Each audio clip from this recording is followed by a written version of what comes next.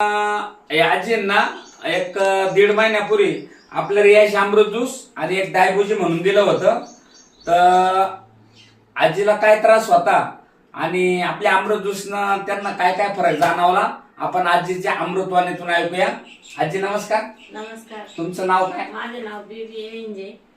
माझे शुगर जास्त वाढत होती, गुडघे पण दुखायचे, पायांना पण सूज यायची. ती सूज कमी झाली. औषध घेतल्यापासून मला सूज बीज काहीच नाही. अशक्तपणा पण माझा कमी झाला त्याच्याने. औषधानं तुम्हाला बऱ्यापैकी तरी किती टक्के फरक जाणवला?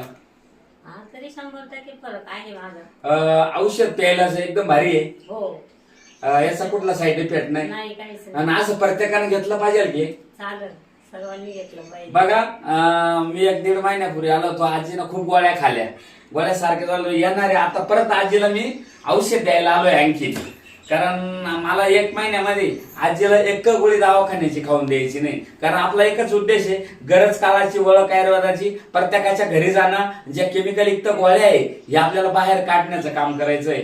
गेले 12 महिन्यापासून मी एक आरोग्य सल्लागार म्हणून काम करत आहे. जे डॉक्टर आहे मधुकरजी जाधव सर, ते देव नाही पण आपल्यासाठी देवापक्षी कमी नाही. हर हर रियास, घर घर रियास. Okay, thank you.